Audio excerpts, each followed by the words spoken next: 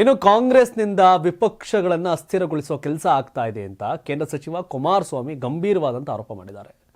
BJP JDS ಶಾಸಕರನ್ನ ನಾಯಕರನ್ನ ಸೆಳೆಯೋ ಕೆಲಸಕ್ಕೆ ಮೂಲಕ ಬಿಜೆಪಿ ಮತ್ತೆ ಜೆಡಿಎಸ್ ಅನ್ನು ಅಸ್ಥಿರಗೊಳಿಸೋಕೆ ಕಾಂಗ್ರೆಸ್ ಕೈ ಹಾಕಿದೆ ಅನ್ನೋದು ಕುಮಾರಸ್ವಾಮಿ ಅವರ ಆರೋಪ.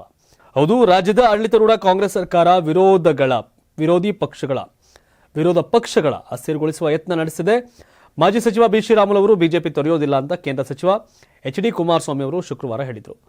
ಸುದ್ದಿಗಾರರೊಂದಿಗೆ ನಿನ್ನೆ ತಡರಾತ್ರಿ ಮಾತನಾಡ್ತಾ ಹೇಳಿದರು. ಸುದ್ದಿಗಾರರೊಂದಿಗೆ ಮಾತನಾಡಿದ ಅವರು, ರಾಜ್ಯದ ಅಭಿವೃದ್ಧಿಗೆ ಶ್ರಮಿಸಲು ಜನತೆ ಕಾಂಗ್ರೆಸ್ಗೆ ಜನಾದೇಶ ನೀಡಿದೆ. ಆದರೆ ಆಡಳಿತ ಪಕ್ಷವು ವಿರೋಧ ಪಕ್ಷಗಳನ್ನು ಅಸ್ಥಿರಗೊಳಿಸುವ ಪ್ರಯತ್ನದಲ್ಲಿ ನಿರತವಾಗಿವೆ ಅಂತ ಆರೋಪ ಮಾಡಿದರು. ನಾವೆಲ್ಲರೂ ಒಂದಾಗಿದ್ದೇವೆ ಎಂದು ಮುಖ್ಯಮಂತ್ರಿ ಸಿದ್ದರಾಮಯ್ಯ ಹೇಳುತ್ತಲೇ ಇರ್ತಾರೆ. ಯಾರಿಗೋಸ್ಕರ ಒಂದಾಗಿದ್ದಾರೆ? ಅಧಿಕಾರಕ್ಕೆ ಮತ್ತು ಕುರ್ಚಿಗಾಗಿ ಮಾತ್ರವೇ ಒಂದಾಗ್ತಿದ್ದಾರೆ. ಕುರ್ಚಿ ಕೊಟ್ಟ ಜನರಿಗಾಗಿ ಏನು ಮಾಡ್ತಿದ್ದಾರೆ, ಏನು ಕೊಟ್ಟಿದ್ದಾರೆ ಅಂತ ಕುಮಾರಸ್ವಾಮಿ ಪ್ರಶ್ನೆ ಮಾಡಿದ್ದಾರೆ. ಫೈನಾನ್ಸ್ ಕಂಪನಿಗಳ ಹಾವಳಿ ಬಗ್ಗೆ 1 ತಿಂಗಳಿನಿಂದಲೂ ಚರ್ಚೆ ಆಗ್ತಿದೆ.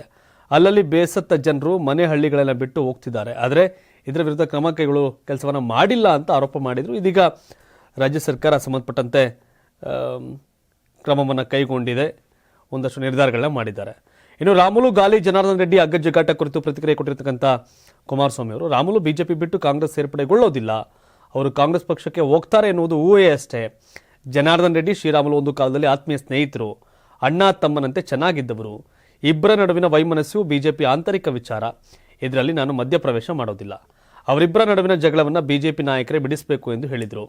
ನನ್ನ ಮೇಲೆ ಕ್ರಮ ಕೈಗೊಳ್ಳಲು ದಮ್ಮಬೇಕು ಎಂಬ ಶಾಸಕ ಜಿಟಿ ದೇವೇಗೌಡ ಹೇಳಿಕೆ ಪ್ರತಿಕ್ರಿಯೆ ಕೊಟ್ಟಂತ ಕುಮಾರಸ್ವಾಮಿ ಅವರು ದೊಡ್ಡವರಿದ್ದಾರೆ, ಪಕ್ಷದಲ್ಲಿ ತೀರ್ಮಾನಿಸಿ ನಮ್ಮ ಶಕ್ತಿ ಏನೆಂಬುದನ್ನು ತೋರಿಸ್ತೇವೆ ಅಂತ ಹೇಳಿದ್ದಾರೆ. ಈಗ ಒಂದು ರೀತಿ ಜೆಡಿಎಸ್ ಬಿಜೆಪಿಗೆ 2 ನಾಯಕರು ಕೂಡ ಕುಮಾರಸ್ವಾಮಿ ಅವರು, ಯಾಕೆಂದರೆ ವಿಜಯೇಂದ್ರವನ್ನು ಒಪ್ಪಕ್ಕೆ ಯಾರು ರೆಡಿಯಿಲ್ಲ.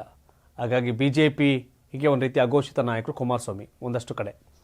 ಸೊ ಹೀಗಾಗಿ ರಾಮುಲು ಅವರು ಕಾಂಗ್ರೆಸ್ಗೆ ಹೋಗ್ತಾರೆ ಅನ್ನೋ ಚರ್ಚೆ ಬಗ್ಗೆ ಅವರೇ ಕೂಡ ಹೇಳಿದ್ದಾರೆ. ಇಲ್ಲ, ಅವರು ಕಾಂಗ್ರೆಸ್ಗೆ ಹೋಗೋದಿಲ್ಲ. ರೆಡ್ಡಿ ಮತ್ತು ರಾಮುಲು ಸ್ನೇಹಿತರು, ಆ ಥರ ಏನಾಗಲ್ಲ. ಬಿಜೆಪಿಯವರು ಇಂಟರ್ನಲ್ ಮ್ಯಾಟ್ರು, ಬಟ್ ಇದನ್ನು ಪರಿಹಾರ ಮಾಡ್ಕೋಬೇಕು ಅಂತ ಹೇಳಿದ್ದಾರೆ. ಜೊತೆಗೆ ಜಿ ಟಿ ದೇವೇಗೌಡರು ಸವಾಲು ಹಾಕಿದ್ರು, ದಮ್ಮು ತಾಕತ್ತು ಇದ್ದರೆ ಅಂತ ಹೇಳಿದರು. ಹಾಗಾಗಿ ದಮ್ಮು ತಾಕತ್ತು ಇದ್ರೆ ಅಂತ ಹೇಳ್ತಾರೆ. ನಾವು ಪಕ್ಷ ತೀರ್ಮಾನ ಮಾಡುತ್ತೆ, ಪಕ್ಷದಲ್ಲೆಲ್ಲ ಕೂತು ಮಾತಾಡಿ ತೀರ್ಮಾನ ತಗೋತೀವಿ ಅಂತ ಕುಮಾರಸ್ವಾಮಿ ಅವರು ಹೇಳಿದ್ದಾರೆ. 84ರಿಂದ 50 kg ಬಂದೆ, ಆಮೇಲೂ ಸಣ್ಣಗೆ ಫಿಟ್ ಆಗಿದ್ದೀನಿ. ಅದಕ್ಕೆ ನಾನು ಯೂಸ್ ಮಾಡ್ತಾ ಇರೋದು ಜೀನಿ ಸ್ಲಿಮ್. ಸಣ್ಣ ಆಗೋಕ್ಕೆ ಜೀನಿ ಸ್ಲಿಮ್ ಯೂಸ್ ಮಾಡಿದೆ, ಹೆಲ್ದಿನೂ ಅದೇ. ನೀವು ಸಣ್ಣ ಆಗಬೇಕಾ, ಹೆಲ್ದಿ ಆಗಬೇಕಾ? ಹಾಗಿದ್ರೆ ಜೀನಿ ಸ್ಲಿಮ್ ಯೂಸ್ ಮಾಡಿ.